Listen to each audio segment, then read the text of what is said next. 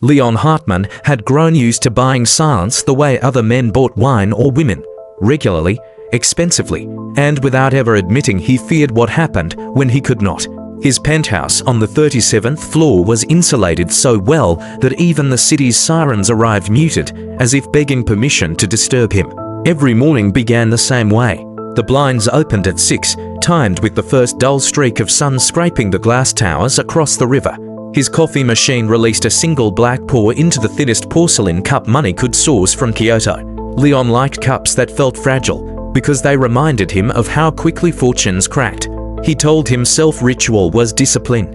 In truth, it was armor. From his terrace, the skyline looked like the teeth of some ancient beast, steel canines rising to bite the clouds.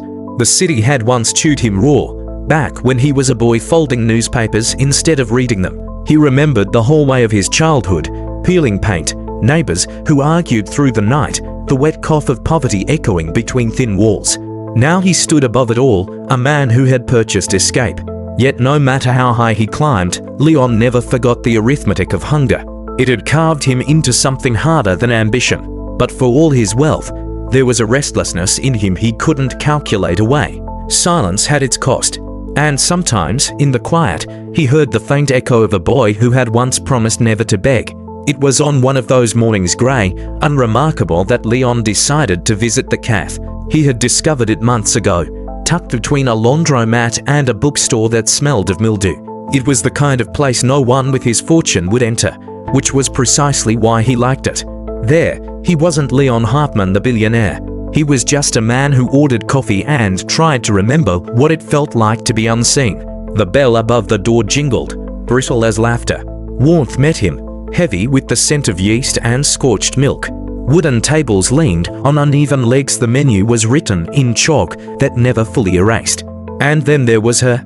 Maya Velez moved between the tables with a rhythm that belonged to no orchestra but her own. She balanced a tray in one hand, scribbled orders with the other, and somehow still found the grace to tuck a pen behind her ear as if it were an ornament. Her hair was tied back in a knot that suggested she had better things to do than impress anyone. Leon saw her scold a man who demanded croissants the cafe had sold out of. "You'll survive a muffin," she said, sliding a plate toward him with finality. The man laughed, defeated. When her eyes landed on Leon, they did not widen with recognition. They did not search for his name in the Rolodex of gossip magazines. They simply assessed him, his suit, his stillness, his hands on the counter. "You look like a man who grips things to heart," she said. "Sugar?" "No." His voice was rougher than he intended. She poured the coffee, set it down without ceremony. "That'll be $3.70. Leon pulled out a 50, slid it across the counter. She glanced at it, then at him. Something flickered in her gaze. She made change precisely, placed the coins in front of him, and walked away. He left the bill behind, a tip large enough to be noticed. When he reached the corner outside, the sound of hurried footsteps came after him. Maya appeared, cheeks flushed from the cold, holding the folded bill in her hand. "You forgot this," she said. "It's a tip. It's a bribe," she corrected. "To make me think better of you than I do." He almost laughed. "And what do you think of me? That you drink your coffee to fast, and that you think money solves awkwardness." She pressed the bill into his palm. "Keep it. I don't like being paid to pretend." And then she was gone, back through the jingling door. Leon looked down at the folded bill. She had shaped it into a paper crane. It was the first time in years he had been refused so neatly. That night, lying awake in his sterile silence, Leon found himself thinking not of contracts or stocks, but of the woman who returned his bribe in the shape of a bird he returned the next week. Not because he had time he didn't, but because something in him had been scratched open, and the only bond seemed to be the stubborn waitress who folded money into origami. This time, he carried roses. 12 long-stemmed, imported from Ecuador, wrapped in silk paper that smelled faintly of rain. He hated the absurdity of them, hated himself for thinking flowers might work where wealth hadn't. But he also hated doing nothing. Maya was behind the counter, hair damp from steam, sleeves rolled to her elbows. When she saw the bouquet, her eyebrows climbed like curtains rising on a comedy. "Those are for me?" she asked. "Yes." She plucked one stem free, examined the thorns, and pricked her thumb deliberately. A bead of blood welled up, bright as a signature. I never said I like roses. You don't. She shook her head. I like quiet help. A coat lent without fuss. A door held because hands were free. Not roses. She placed the flower back into the bouquet. They're too loud. Leon felt oddly foolish. Then what would you prefer? Nothing, she said simply. I prefer nothing that makes me feel bought. He set the bouquet on the counter, unsure whether to leave it or take it. Customers eyed it like it was contraband. Maya slid a cup of coffee toward him. On the house. Since last time you returned yours. You gave it back. She smirked. Still counts. He reached for his wallet. Don't, she warned. Someday, maybe, he'll ask a favor. Not today. He looked at her, then really looked. At the way she wore exhaustion like an accessory, at the stubborn lift of her chin, at the refusal that was both shield and challenge. Something stirred in him, something he hadn't felt in years. Respect without transaction. That night, Leon walked past his roses, abandoned in their vase, already beginning to wilt. He let them rot. The city had been holding its breath all day, and by evening it exhaled in rain. Streets blurred into rivers of neon, umbrellas bloomed like dark flowers. Leon's driver offered him shelter, but he dismissed the car with a wave.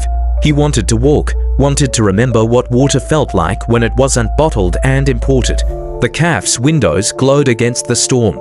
Inside, Maya wiped tables, humming to herself, the kind of tune that belonged to no one but the moment. She didn't notice him until he stepped to the counter, shaking off droplets. You again, she said. Brave enough to walk without an umbrella. I had one, he said. Gave it away. To whom? A woman at the bus stop. Her eyes narrowed slightly. Kindness suits you better than roses. He accepted the jab with a faint smile. You don't like being surprised with flowers, but perhaps umbrellas are acceptable. Umbrellas are practical, she said. Practical is harder to fake. He sipped his coffee in silence, watching the rain. When he finished, he left coins on the counter, exact change this time. But as he reached the door, Maya followed him, holding something in her hand. You dropped this, she said. It was his umbrella, his expensive, black lacquered one. I meant to leave it, he replied. She frowned. Why? So you'd have it. She shook her head, pressed it into his palm. If you want me to keep something, don't leave it like a forgotten coin. Offer it. The bus roared up, headlights splitting the rain. Maya glanced at it, then back at him. Offer it properly, she said, stepping onto the bus. The doors closed, and through the fogged glass he saw her lips move. Thank you. When the bus vanished into the storm, Leon realized the smallest exchanges with her felt heavier than million-dollar contracts. The storm did not end quickly. It raged for days, soaking the city in a melancholy that clung to its citizens like wet coats. Leon found himself walking more often, avoiding chauffeurs and meetings when he could. He told himself it was for exercise, but he knew better. One evening, he saw her again, not at the cafe, but outside a bus stop, her umbrella turned inside out by the wind. She laughed at the sky, muttering curses drowned by thunder. Without hesitation, Leon stepped beside her, sheltering her with his umbrella. You again, she said, smiling through damp strands of hair. Me again, he echoed.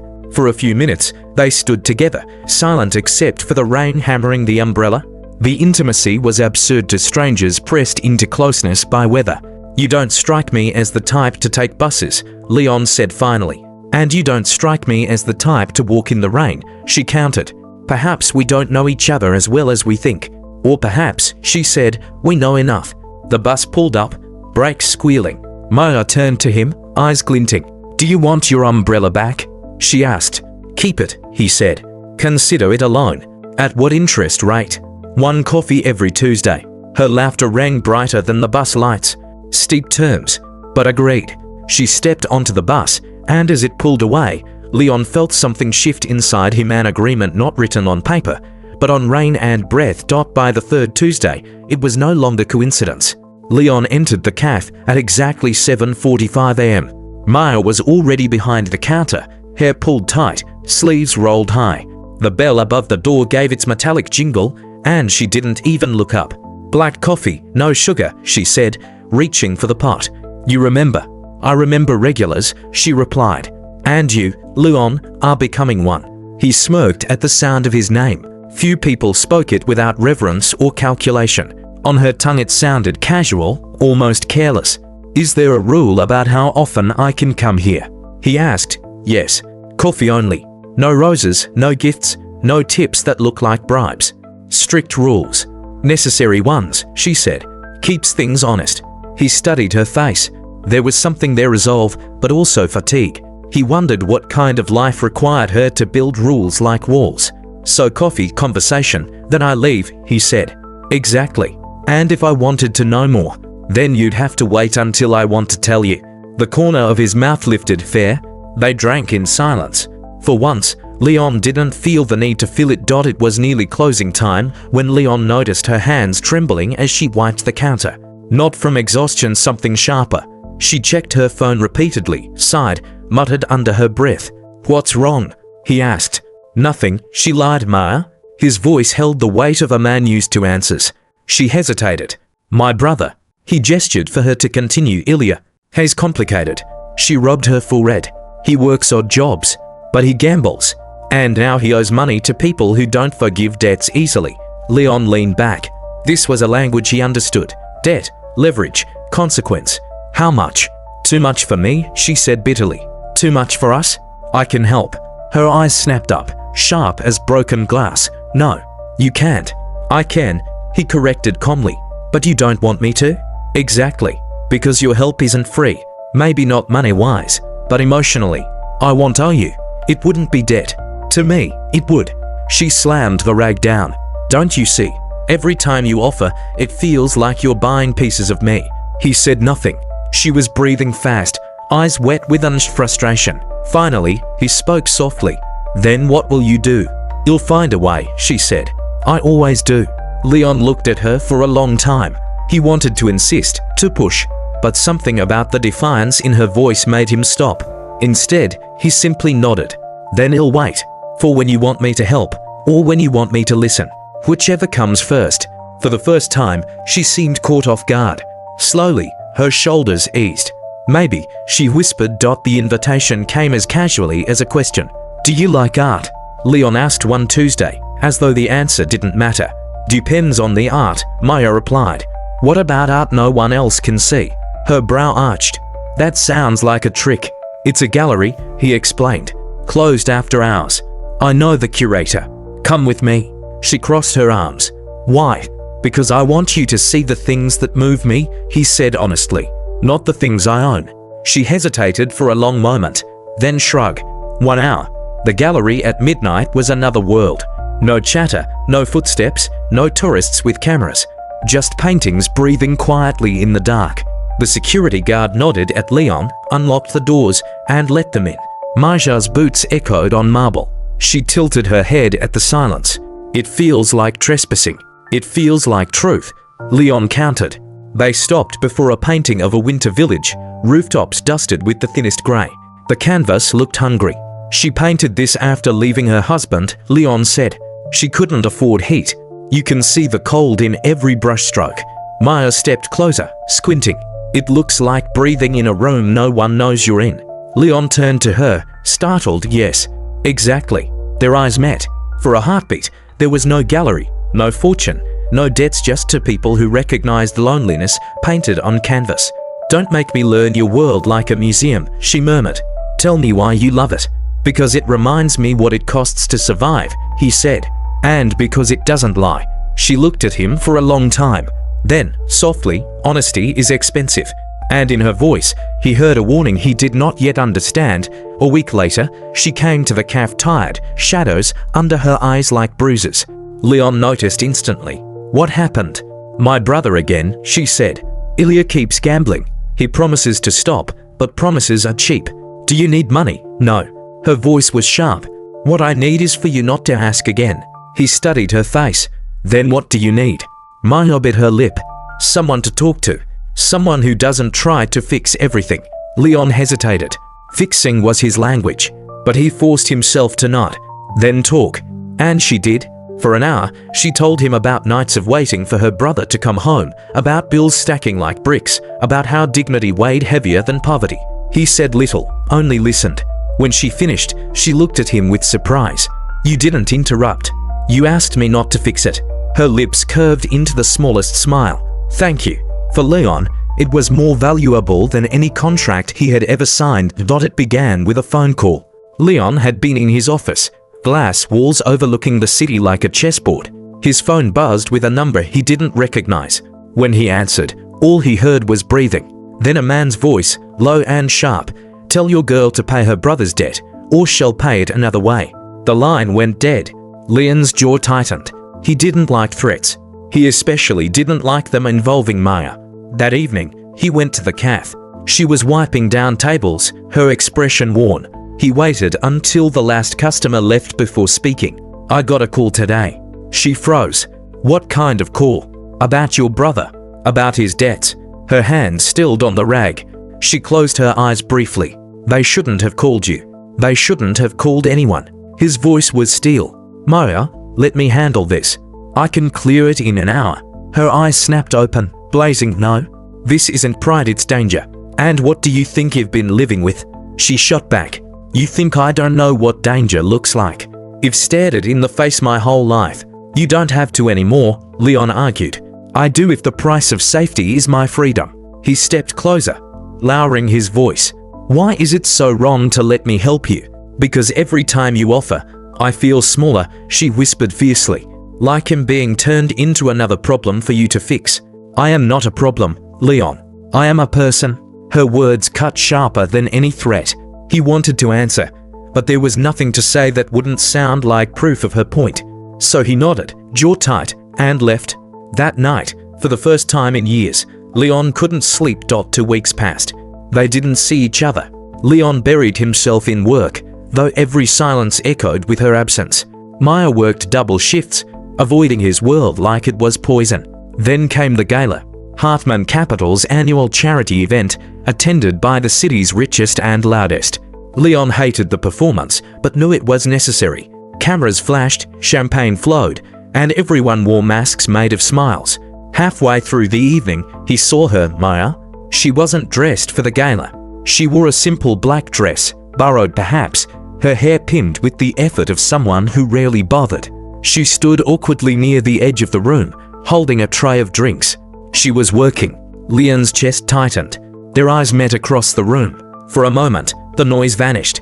Just her, startled, caught like a bird in light. He excused himself from a circle of investors and crossed to her. "You're working here?" he asked softly. "Extra pay," she said stiffly. "I didn't know it was your event." He searched her face. "Why didn't you tell me?" "Because it's none of your business. Everything about you is my business." She glared. "That's the problem." He reached for her tray, set it aside on a passing waiter's stand. "Dance with me." Leon won dance. No contracts, no debts, just us. She hesitated, torn between refusal and desire. Finally, she let him lead her onto the floor. The music was slow, strings weaving through the air. Around them, gowns glittered, diamonds sparkled, laughter rang false. But in the center of it, Maya and Leon moved as if the world had shrunk to a single heartbeat. "You don't belong in their world," she whispered. "And neither do you," he said. She almost smiled. "Then where do we belong?" "Here," he murmured. "Wherever you are." For the length of the song, it was true. But when the music ended, reality returned. She pulled away, breathless, eyes shadowed. "This changes nothing," she said. "Then why does it feel like it changes everything?" She didn't answer. She simply slipped back into the crowd, tray in hand, vanishing like a paper boat swallowed by a black tie ocean. After the gala, Leon couldn't let go of the image. Maya in that simple black dress, shoulders tense under the weight of a borrowed elegance. He wanted to give her a world where she never had to serve champagne to people who treated her invisible. So, he made an offer. Not money, not roses, something quieter. He left a small envelope on the cafe counter one morning. Inside was a single key, silver and plain. "What's this?" she asked, suspicion flickering in her eyes. "An apartment," he said. "Not mine. A place that's yours alone. No contracts, no obligations. Just somewhere safe if you ever want it." She stared at the key as if it were a snake. "Why?" "Because you deserve space," he said softly. "Because sometimes a person needs for walls where the world can't reach them." For a long moment, silence stretched between them. Finally, she picked up the key, weighed it in her palm, then slid it back across the counter. "Nice gesture," she said. But safety isn't something you hand out like favors. Leon didn't push. He simply nodded, pocketed the key, and left. That night, Maya lay awake in her tiny apartment, staring at the ceiling. The key haunted her not because she wanted the apartment, but because part of her wanted to accept. And wanting frightened her more than poverty ever had. Serafini Cade had been Leon's chief counsel for nearly a decade. She was sharp where he was steady, ruthless where he was cautious. She was also the only person who dared speak to him without polishing her words. She noticed the change in him immediately. Missed meetings, a distracted air, the way he defended certain calf-sized expenses without explanation. "You're distracted," she said one evening in his office, folding her arms. "I'm invested," Leon corrected. "In what?" He hesitated, then answered, "Someone." Seraphine's eyes narrowed. "The waitress." "You know." "Leon, I know everything you let me," she said dryly. "And this is dangerous." "She's not dangerous." "No," Serafini said, "but love is. Love is a contract with hidden clauses. It rewrites priorities, reshapes empires. Men like you can't afford hidden clauses." Leon leaned back in his chair. "You think she's after my money?" "I think she's after survival," Serafini said bluntly. "And survival is the most expensive thing in the world. People will do anything for it, even betray someone they love." Her words landed heavier than he wanted to admit. He thought of Maja's pride, her sharp refusals, the way she carried her brother's burdens without asking for help. Was Serafini wrong? "I trust her," Leon said firmly. Serafine's lips curved into something like pity. "Trust is the most fragile currency, Leon. Spend it wisely." It was Leon's idea, of course. Paris. He suggested it like one might suggest an afternoon walk, casual enough to disguise how much it mattered. Maya hesitated. She had never left the country. Travel was for people who could afford delays, who didn't count every coin. But when Leon placed the ticket on the CAF counter, there was no demand in his eyes, only invitation. "Come with me," he said. No strings, no contracts, just a few days. Against her better judgment, she agreed. The city unfolded before her like a secret she wasn't supposed to know. Cobblestone streets, calves fragrant with butter, the Seine whispering against stone bridges. Leon walked beside her, not leading, not pulling, simply there. One evening, they stood before the Eiffel Tower, its light scattering against the night. Maya hugged her coat tighter. "Beautiful," she murmured. Leon glanced at her instead of the tower. Yes. She caught his gaze, startled, then looked away. "Don't," she whispered. "Don't what?" "Don't look at me like I'm something you can keep." "I don't want to keep you," he said softly. "I want to know you." Silence stretched, heavy with things unsaid. Then, without planning, without permission, he leaned in. The kiss was gentle, almost hesitant, but Maya pulled back quickly, breath sharp. "This is dangerous," she said. "Then let it be," he replied. Her eyes searched his, torn between fear and longing. For a heartbeat, she almost surrendered. Almost. But she stepped back, shaking her head. "Not yet." And she walked away, leaving him standing beneath the tower's golden light, wondering how long not yet could last. They returned to the city, carrying Paris like a fragile secret between them. But reality was waiting. Ilya had relapsed. Maya found him one night slumped on her couch, eyes red, pockets empty. His words tumbled out in apologies and promises, none of them new. "They'll kill me, Maya," he whispered. "You don't understand." She did. She had seen men like the ones he owed hard eyes, quiet threats. She wanted to scream, to shake him, to demand why he couldn't stop. But instead, she covered him with a blanket and sat beside him until dawn. The next morning, she went to Leon. She found him in his office, glass towers reflecting across his desk. "I need your help," she said, voice breaking. Leon stood instantly, crossed the room, took her trembling hands in his. "Tell me, Ilya." "The debts. I can't cover them." "I thought I could," but she shook her head, tears spilling. "I can't." He didn't hesitate. "Then I will." Her pride fought against her gratitude. She wanted to refuse, wanted to protect the fragile dignity she had guarded for so long. But desperation was heavier. "Please," she whispered.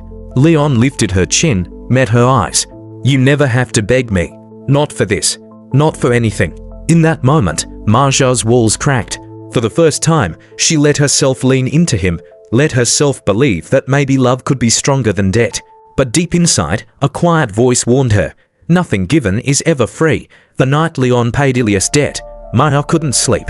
Gratitude tangled with shame, pulling her in opposite directions.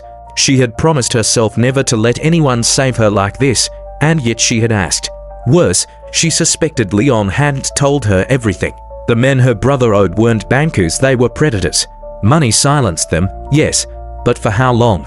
So Maya did something she had never confessed to Leon. She met one of them. It happened in a dim bar at the edge of the city. Smoke clung to the air, and the man across the table smelled of iron and ash. He laughed when she offered him a payment plan, but he listened when she promised something else, that she would keep Leon distracted, compliant, blind. You're clever, the man said. Keep him soft. Well, no, if you fail. Maya nodded, though her stomach twisted. She hated herself for agreeing. She hated them more for forcing her. And yet, when she walked home under the orange street lamps, she told herself it wasn't betrayal. It was survival.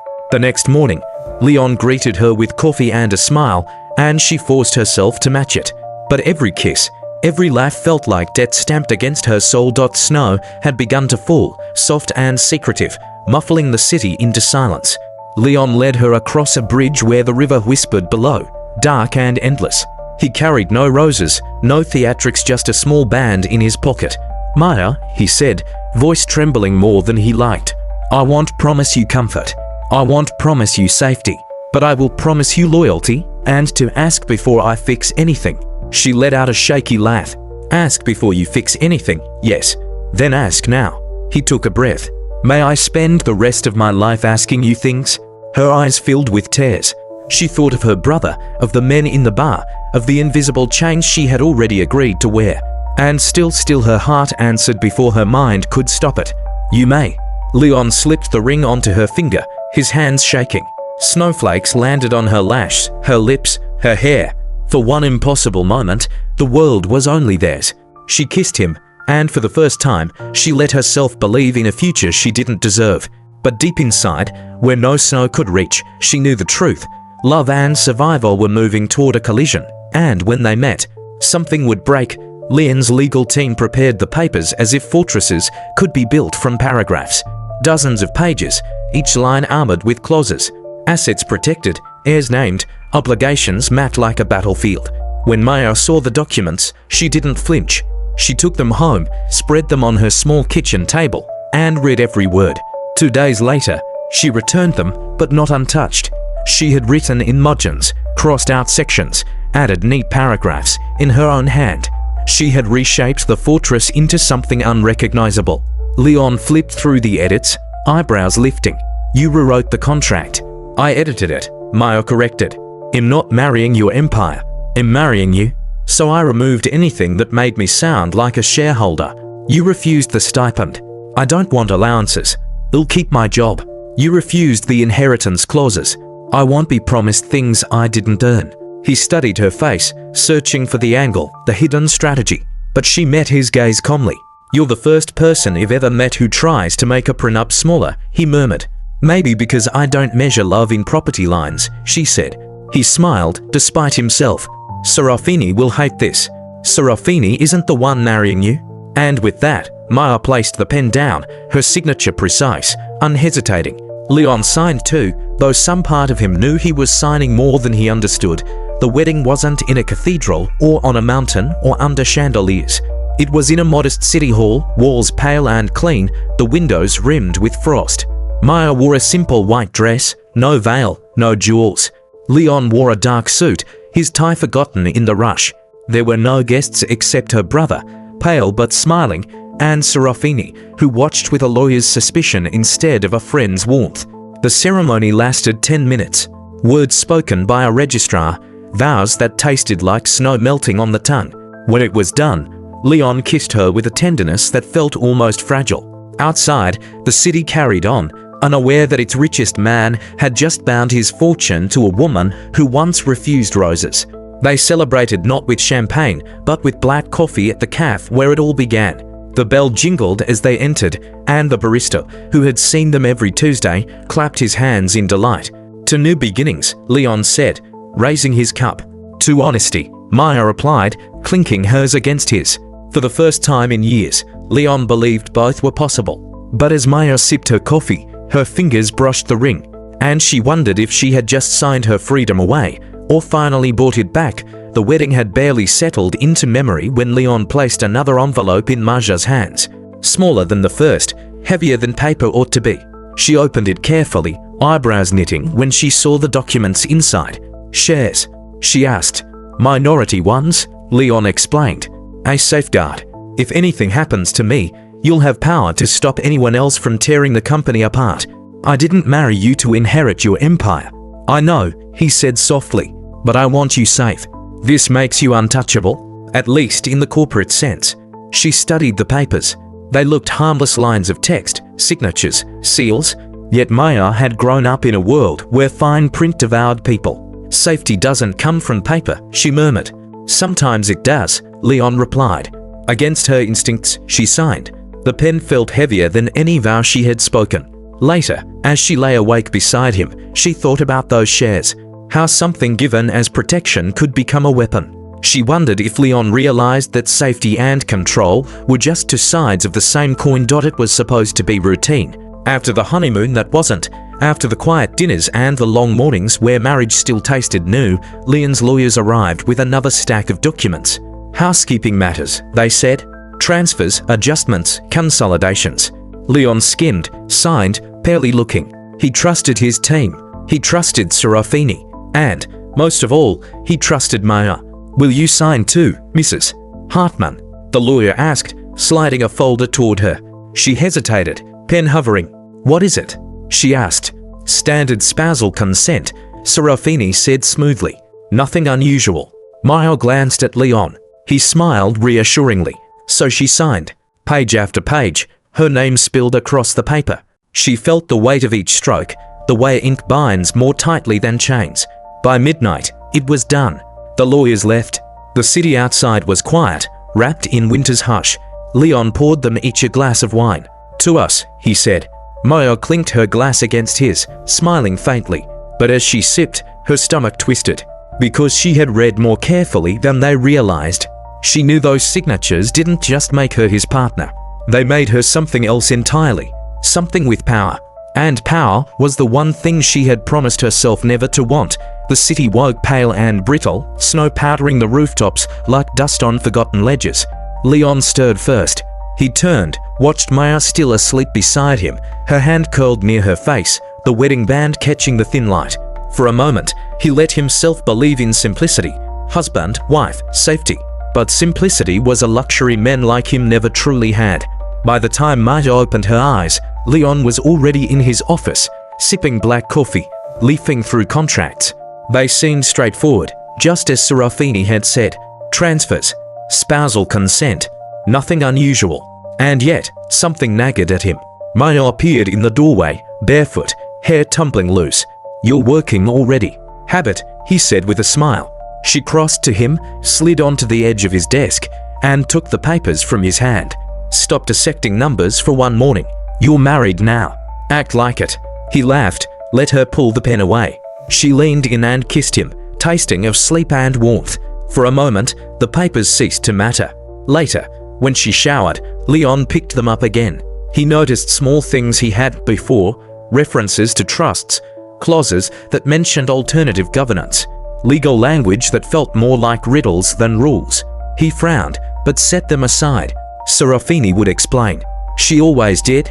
Outside the window, the city churned, unaware that the first domino had already tipped. 3 weeks later, the audit landed on his desk. Leon scanned the summary, expecting the usual reassurance. Instead, his eyes snagged on words that didn't belong. Transfer of controlling interest triggered. Governance adjusted by secondary entity. He blinked. Read again. A cold knot formed in his chest. He buzzed Serafini. She entered within minutes, folder under her arm, expression unreadable. "What is this?" he demanded, tapping the report. She slid the folder onto the desk, opened it with clinical precision. Flowcharts. Shell companies. Names he didn't recognize except one. Veles Trust. Leon froze. "That's Maja's name," he whispered. Serafini nodded once. "Formed days before your wedding. Perfectly legal. Perfectly elegant." He shook his head. "She wouldn't." "She did," Serafini interrupted quietly. With those shares you gifted her, she leveraged clauses you wrote years ago. Poison puts, minority triggers, mechanisms no one was supposed to use except you. Leon felt the room tilt. Why? I don't know, Serafini admitted. But she owns levers now. Not the whole machine, but enough to steer it. And if someone helped her, she let the sentence hang. He thought of Ilya, of late nights, of secrets behind Maja's tired eyes, of her careful pen on the prenup, sharper than any lawyer's. For the first time since he was a boy in that broken hallway, Leon felt powerless.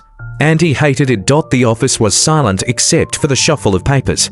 Leon sat at the head of the long oak table, sleeves rolled, his tie discarded. The audit lay before them like an autopsy report. Serafini leaned over the documents, her sharp eyes scanning faster than his. At first her expression was neutral, clinical. But then, something shifted. Her mouth tightened. Her hand froze on a chart. Leon, she said slowly, this isn't sloppy. This is art. He frowned. What do you mean? She tapped a page. She didn't just accept your gift of shares. She used them, leveraged them against clauses you yourself created years ago. Poison puts, governance triggers, fail-safes meant to keep predators out. And now, his voice was a rasp. Now, she's the predator. Leon flinched. No. My ISNT, look at this. Seraphine's tone cut like glass. She spread out a flowchart of shell companies. At the center, a name glared up at him. Veles Trust. His throat closed. She built a structure around you, Serafini continued. A web. And the moment you signed those consents, you gave her the keys. Leon's chest tightened. He remembered her calm face that night, the steady hand as she signed. She had known. She had known exactly what she was doing. Why would she ask her? Serafini said sharply. Then, softer. Or ask yourself what forced her. For the first time, Leon saw pity in Seraphine's eyes. Not for Maya, for him. And that pity cut deeper than betrayal. When Leon returned home that evening, the apartment was too quiet. The lights were off, the rooms echoing with absence. Maya, he called. No answer. He searched the rooms, the closets, the terrace. Nothing. Then he saw it, an envelope on the kitchen table, his name written in Ilya's uneven hand. He tore it open. Leon, thank you for loving my sister. She deserved someone who saw her more than her debts. But you need to stop looking. This world eats people like us. Maya did what she had to. I did too. Don't follow. Ilya Leon's hands shook. He crumpled the letter, then smoothed it again, as if trying to make the words change. He called Serafini. His voice was ice. They're gone. She didn't sound surprised. Then it's done. It's not done, Leon snapped. They took everything. Seraphine's pause was long, heavy. Not everything. You're still here. But in that moment, standing in the hollow echo of his home, Leon wasn't sure that was enough. The penthouse had never felt so vast. Rooms that once carried the quiet dignity of wealth now echoed like caves. The hum of the refrigerator, the soft click of the heating system, every sound amplified the emptiness Maya left behind. Leon walked through the halls as though he were trespassing. The paintings on the walls stared at him with judgment. The marble floor reflected him, but not the man he thought he was. He found himself standing in front of her closet. Most of her clothes were gone. A few hangers dangled like skeletons. On the shelf, forgotten, was her scarf, the one she had worn the night of the storm when he first lent her his umbrella. He pressed it to his face, breathing in a trace of her. It was faint, like a memory dissolving. For the first time in years, Leon Hartman wept. Not for the money, not for the betrayal, but for the silence that no amount of wealth could fill. Serafini was merciless in her efficiency. Within days she had traced the movements, transfers routed through shell companies, assets split into trusts with names that meant nothing but held everything. Whoever helped her, she said, pointing to a chart sprawling across the conference room wall, knew exactly what they were doing. This isn't amateur work, it's surgical. Leon studied the chart. Every arrow pointed away from him, as though the empire he built had grown wings and flown. She couldn't have built this alone, he muttered. No, Serafini agreed, but she didn't need to. She only needed to sign. Others built the maze. She walked through the doors you opened. Leon clenched his fists. So where is she now? Somewhere the money leads, Serafini said. But you won't like the answer. I don't care what I like. Leon snapped. Find her. Seraphine's gaze softened for the briefest moment. Leon, sometimes the hunt isn't about recovery. Sometimes it's about learning what you lost.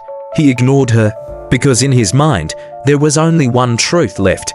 Maya was out there, and whether she came willingly or not, he would face her again. The pier creaked beneath the weight of winter. Waves slapped the wood with a rhythm that felt like a countdown. Leon stood waiting, coat collar pulled high, breath white in the dusk. She came. Marja's steps were steady, her scarf whipping in the wind. Her face was pale, but her eyes were resolute. "You found me," she said. "I never stopped looking," Leon answered. Silence stretched between them, filled only by the restless sea. "Why, Maya?" His voice cracked to spite him. "Why do this to me?" She swallowed. "Because survival doesn't wait for love to catch up. Iliad men who don't take promises. They came to me before the wedding. They wanted access to you, meetings, favors. I said no, so I built a wall. The only way through was to give me the keys. You could have told me. You would have paid them," she whispered. "And then you'd be theirs. That's not saving. That's selling." He shook his head. "You didn't have to destroy me to protect me." Her eyes shone. "I didn't destroy you. I just made sure they couldn't touch you, even if it meant you'd hate me." He stepped closer. "I don't hate you." She looked away. "That's worse." She pressed an envelope into his hand. Documents, notarized, ironclad. "Your empire lives, but it's tied to a foundation now. No one owns it, not even you. They can't use it as leverage anymore." "And us?" he asked. She trembled. "We don't survive foundations." Then, with a final kiss on his cheek, she turned and walked down the pier. The storm swallowed her before he could call her name. Back in his office, Serafini listened as Leon told her everything. About the pier, about Marja's reasons, about the papers. "You could press charges," Serafini said. "No, you could chase the money." "It's not mine," Leon said. "It's not hers either. It belongs where it is." She studied him, then nodded slowly. "Then what do you want?" Leon stared out the window at a city lit like an endless ledger. "To stop buying mornings? To let them arrive without my permission?" For once, Serafini had no legal answer. Only silence. Weeks later, an envelope appeared. No return address. The handwriting was hers. He opened it slowly. "Leon, if we ever meet again, let it be as people who kept the only thing they truly owned, themselves, in." He placed the letter on the terrace table. The wind tried to take it but failed. He could have burned it. He didn't. Some things you keep not because you can, but because you can't let them go. Spring arrived like forgiveness, soft and green. Leon still woke early, but he no longer reached for contracts. He walked the streets instead, unnoticed, unguarded. Sometimes he passed the cafe. The bell jingled as it always had, though Maya was gone. He would sit, order coffee, and listen to the hum of ordinary lives. Hartman Capital had changed too. The foundation was untouchable, its bylaws iron. Investors grumbled, but the empire stood leaner, cleaner, freer. One morning, Leon paused on a bridge. Snow was gone, replaced by sunlight that shimmered on the water. He thought of her, the woman who refused roses, who returned tips folded into cranes, who had broken his heart not out of cruelty, but to save it. He closed his eyes, breathed the air, and let the morning come to him without cost. For the first time in his life, silence didn't feel like debt. It felt like freedom.